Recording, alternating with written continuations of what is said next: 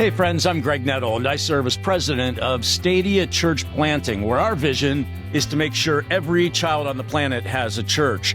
We do that by helping you start thriving, growing, multiplying churches for the next generation. So whether you're a church planter, a church leader, an investor, we want to help you start new churches. I'm really excited about this episode of the Church Planting Podcast. We have my good friend Kasey Dillon on the show. Kasey and her husband Wes are the co-founders of Four Rivers Church in Durham, North Carolina. And what you're going to discover is Kasey is a tremendous communicator. Kasey, though, has a passion for not only leading people to Jesus and helping them become disciples of Jesus, but for community transformation. And that's led her to get involved in an organization called Welcome NSST, which actually helps refugees get housing, get families, get churches here in the United States. Kasey and their church has helped 2 families already get into the United States in their local community. It's an amazing story. Welcome with me, Kasey Dillon, to the Church Planting Podcast. So I'm here with my friend, Kasey Dillon, and I say friend because I was actually at it was called assessment then. Now it's our discovery process, Kasey, with you and your husband, Wes, when you were kind of just starting your church planting journey. Kasey, welcome to the Church Planting Podcast. Thank you. Thank you, Greg, for having me. Yeah. Kasey, so let's just start off with where's your church plant? How long has it been there? How's it going? Yeah. Well, it has been a journey, and I think it's going great. So we started, we like to say we had a church planting season because we ended up planting a church in COVID. So we had sort of a gradual launch of our church through COVID, and really began meeting in person on a regular basis almost about 2 years ago. Our 2-year anniversary is coming up in June, which we are very excited about. I'm hoping I can make it up to that. And we are hoping that too. We are too. So that would be amazing. But it has, it's been great. We are located in Durham, New Hampshire. So we planted a church that's on the seacoast of New Hampshire. We're in a university town. The University of New Hampshire is located where we are, and which has proven to be really exciting to be in that place. And Wes and I and our family, we've actually lived here. My husband, Wes, we've lived here for the last 17 years now, and then decided to plant a church. God took us on this journey and started this church a couple of years ago. So, okay, so let's talk about, so what's it been like to plant a church in your home area? Amazing. Really amazing. I'm from originally about an hour from here. Okay. So I'm like a native New Englander, native New Hampshire. And Wes has lived here really for the last 25 years. So he kind of counts as native now too. But it's been really incredible. We really felt called towards this church planting journey, like when we first got married, right? And then God we did an assessment and with Stadia, and, God sort of took us on this journey outside of the church world, full-time work in the church world, and then back into it a couple of years ago. And so what a gift to be able to engage with our friends and our community members and teachers and people that work in restaurants in our town. And we've already built these relationships. I mean, gosh, Greg, there are a lot of different ways to plant a church, but if you can do it in the town you live in, it's pretty incredible. It really is. Okay, if you can do it in the town you live in, it's incredible. That's a takeaway right there.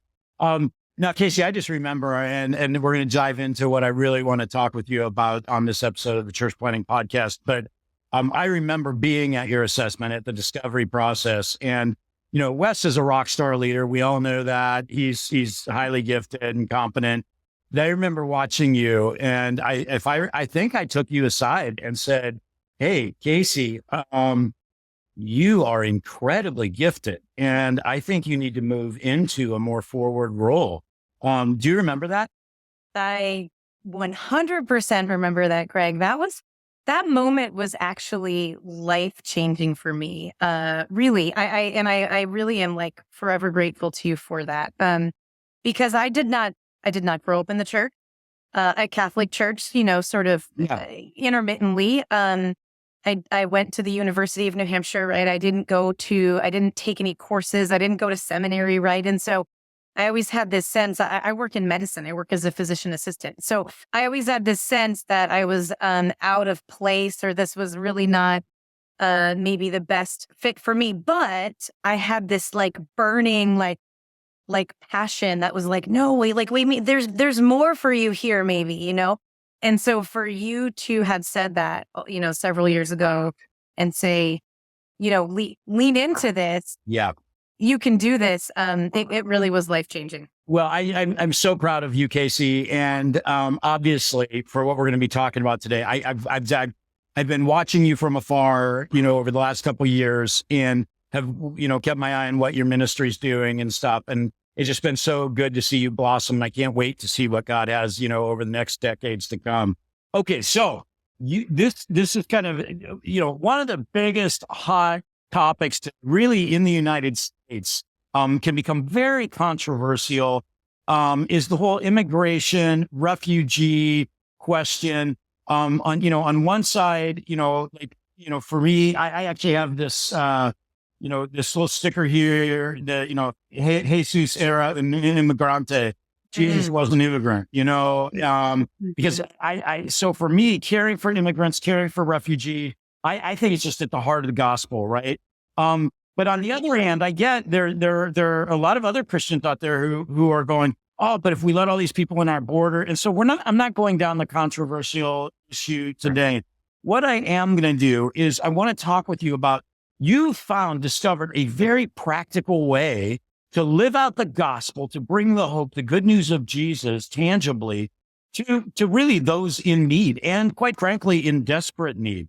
And so let's go clear back to the beginning and just kind of where this all started.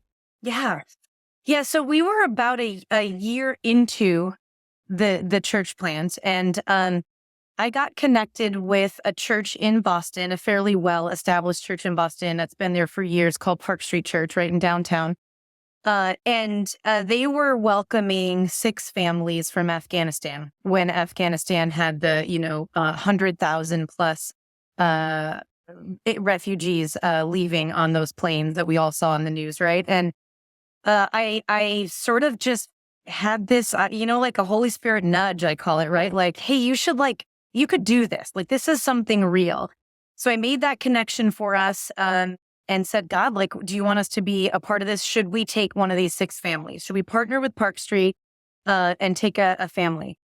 And we did. That all happened really about a year and a half ago, when I made that first connection with Park Street and said, hey, our church is a new church.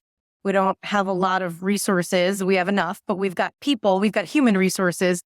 And we kind of began the conversation. So it was just over a year ago, we welcomed our first family from Afghanistan. They were a family of 8. The mom had a baby while they were here. So she was pregnant when she came over on that plane of 600 people, squashed into the military planes. So they're a family of 9 now. And they've been with us for about a year. It has been quite a journey, and I could certainly share more of the sort of the meat of that. But fast forward a few months after we brought this family here, everything fell apart in Ukraine. And several people on the team that we were working with, that I was leading, said, oh my gosh, we've got to do it again. And I said, I don't know if we can. Like, we don't have, that's a lot of resources, human and financial. And they said, well, we have to. Like, how could we not, And so in June of last year, we welcomed a couple and their dog from Ukraine to our area. So we've been able to do this now twice as a church plant. And Greg, I think it single-handedly has really solidified and changed for the better who we are as a church. It really solidified our mission and our purpose as a new church, and what it means to love those that are on the margins, what it means to do what Jesus did. Okay, so I just need to stop you there. So, I mean, like, is this something that you and West talked about together and said, hey, we want to go for this? I mean, as a church, did you talk about it? Well, I mean, this is a big deal. It is. What's the scope of let's talk about financial resources. What was the scope? How much is it a family to locate them or? Yeah. I mean, because with the initial Afghan refugee resettlement, the size of the families are so large that we really did rely on some funding from Park Street Church, a bigger church. As a new church, we didn't have that. Yeah. With smaller families, the U.S. government recommends $2,000 per person is what you have sort of saved away, which is not a crazy amount of money, and it's totally doable. We really did. Wes and I talk about it. I think the way that it went in the midst of church planting world, Craig, is I was like, Wes, I got this idea, and he's like, what?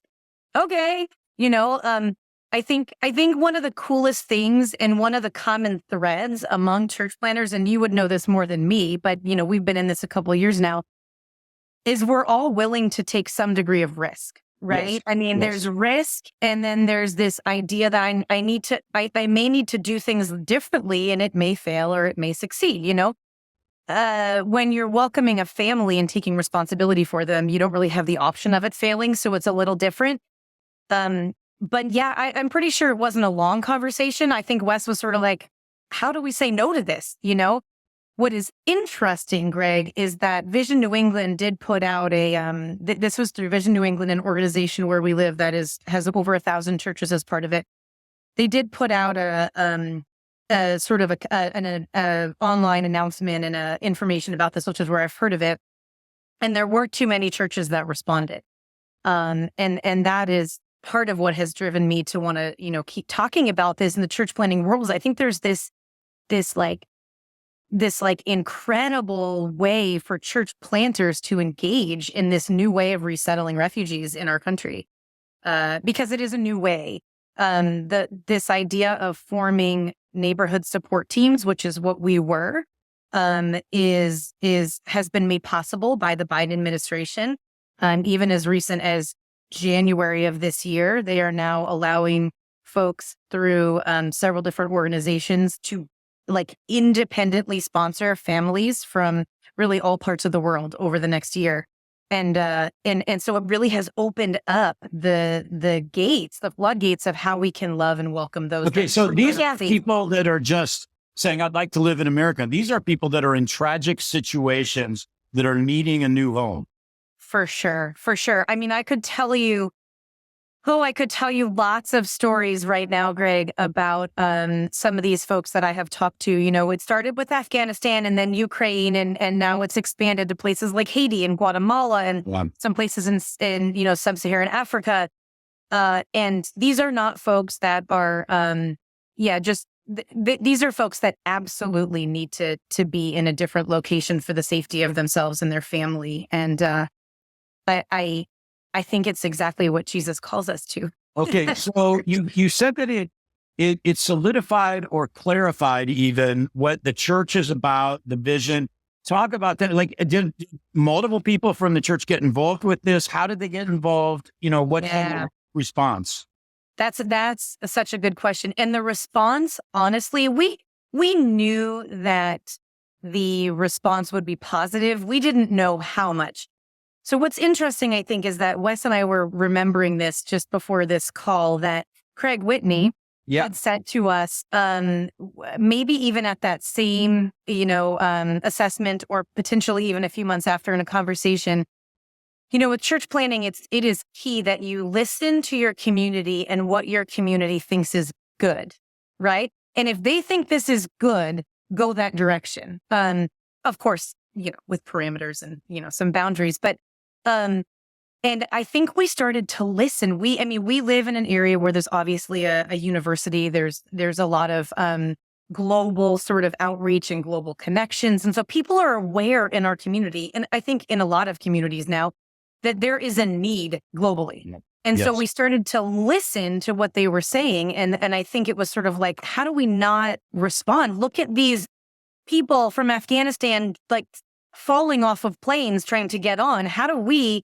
not respond to that as a community? The community didn't have a framework to do that. So the church stepped in. And we partnered with a couple different organizations and initially and said, okay, let's do this.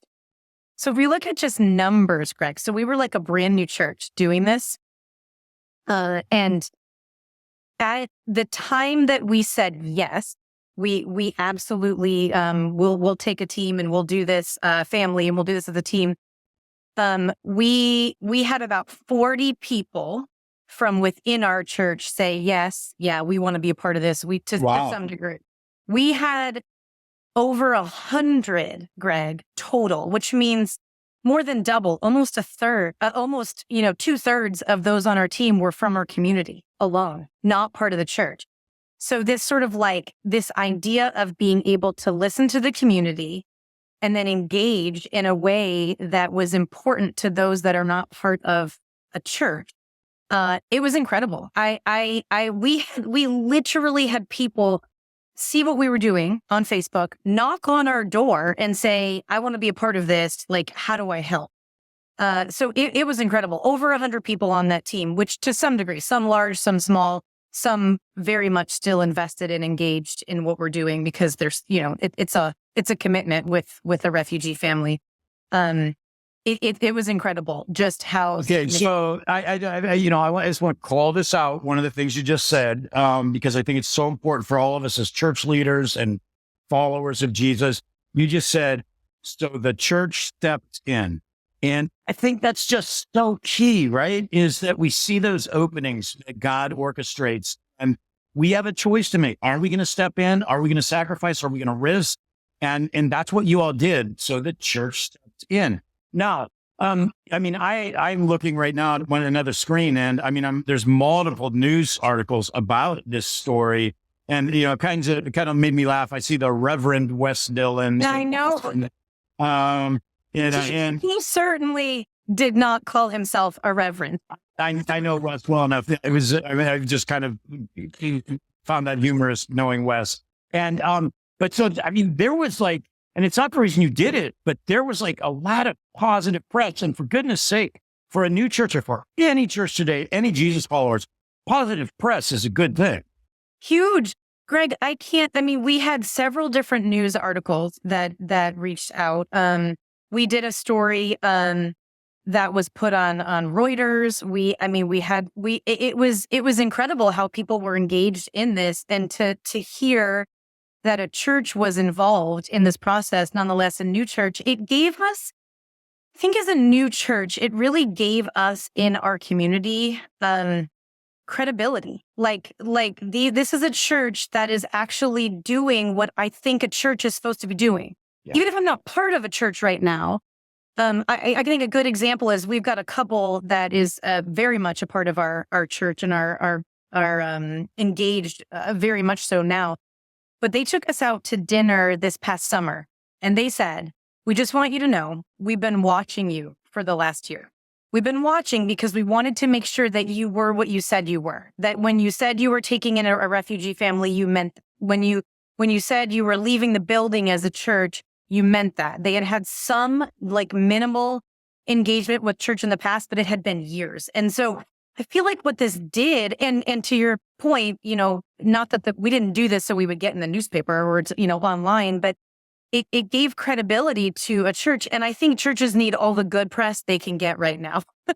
I think Christians and in this world that there's always so much negative press to say, here's a new church that's caring about people on the margins, I think really was impactful. Yeah, it was incredible. I think we stepped in and did what Jesus would have done. That's all, Okay, so I want to dive into the nuts and bolts of this a little bit. So this Afghani family gets off the plane. I'm guessing it wasn't just your church is there to hug them and welcome them to the United States. What do you do? What happens though?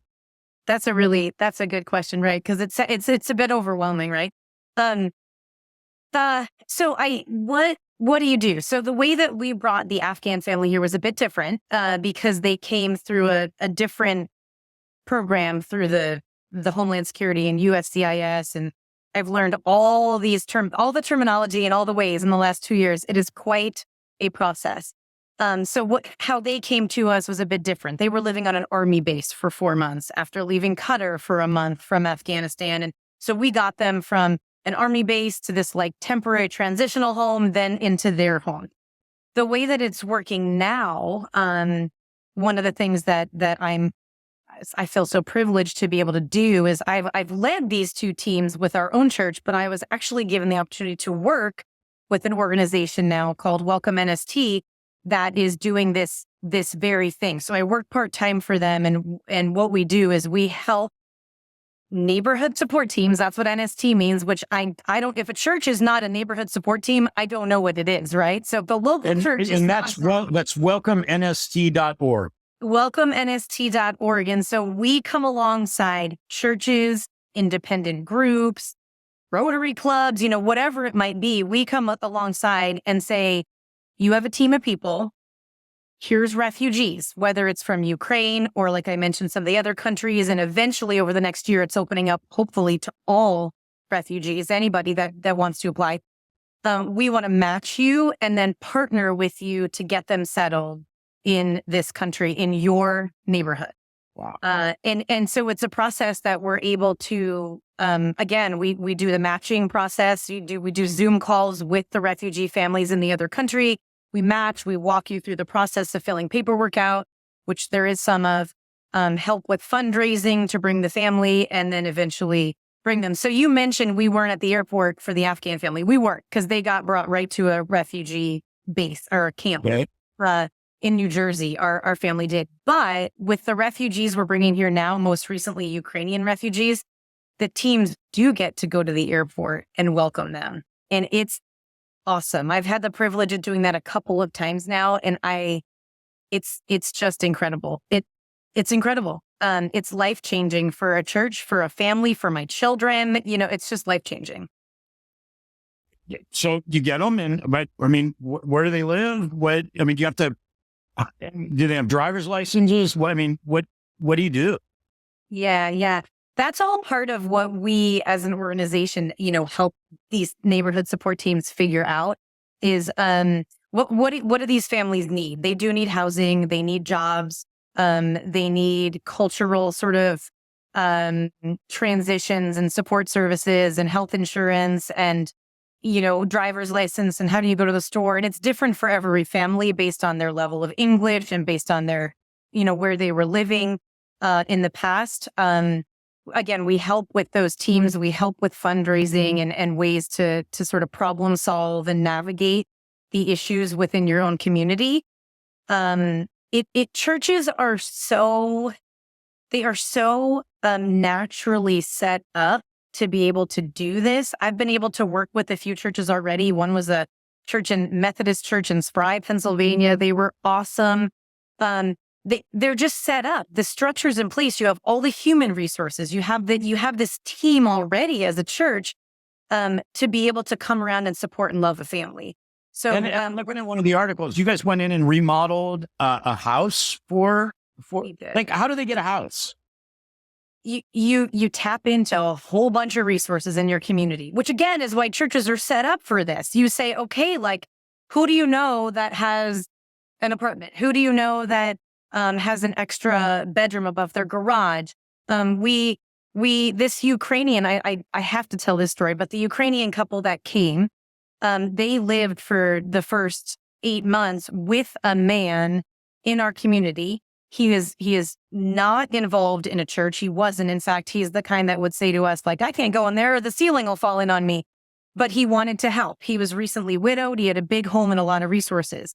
He welcomed this family, this couple in. He said, I don't want their money. I can support them. I just want to help.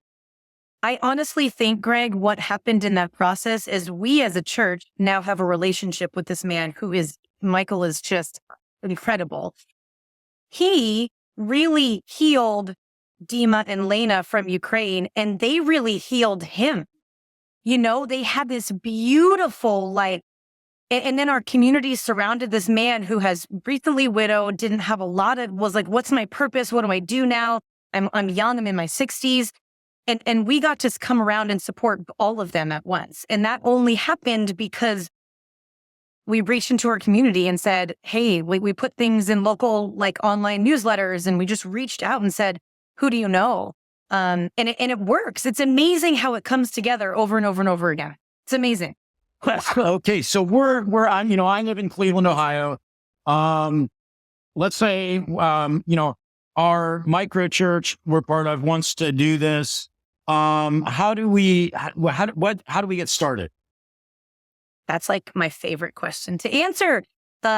So the way you get started is, working with Welcome NST. And again, I do work for them, but I also didn't before, and we use that organization, and they just are awesome because the process is so smooth.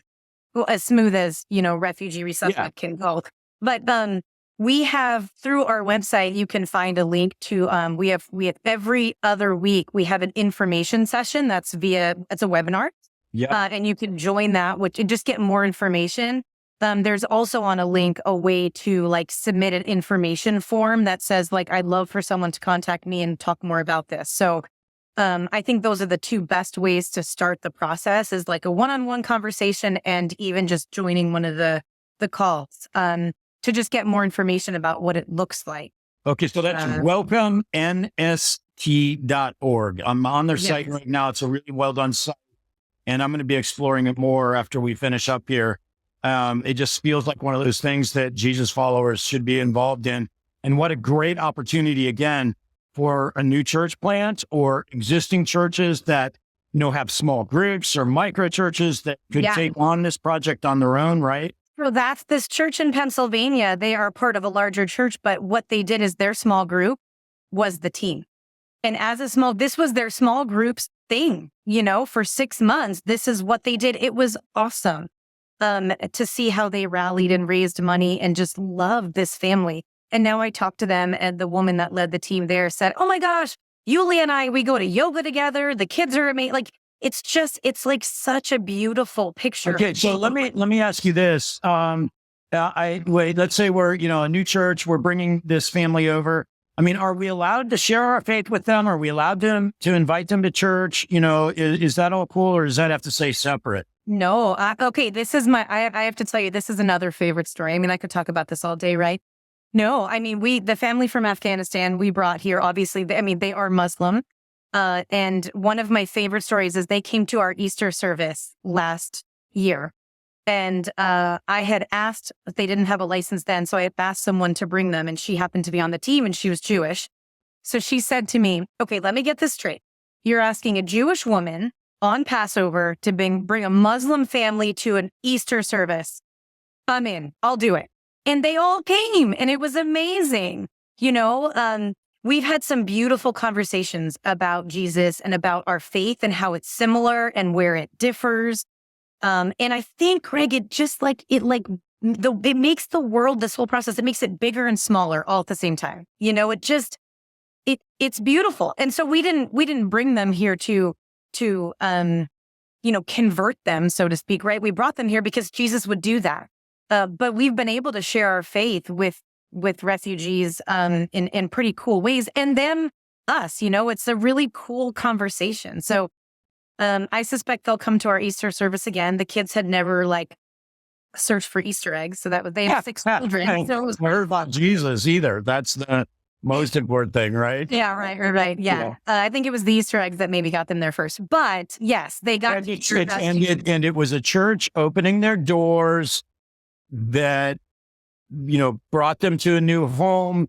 I mean, you can keep going back and back and back down the list, Kasey, but if you don't bring them into a home, if you don't have the Easter egg hunt, then they never hear about Jesus. And you're right. And, Greg, one of the things that when one of the phone calls that we did with a reporter, a journalist, I got to be on the call with the Mohammed and Miriam, the husband and wife, and a translator. And one of the last things that he said, the journalist said, what is it that you would say to other refugees about your experience? And this Muslim man who has become a dear friend of ours said, I would tell people to find a church because churches are good and they help people. And I thought, yes. That's what we want to be known for. You know, churches are good and they help people. Okay, so this is Kasey Dillon, Four Rivers Church in Durham, New Hampshire. Kasey, it's been an absolute delight. Thank you for sharing with us on the Church Planting Podcast. Thank you so much, Greg.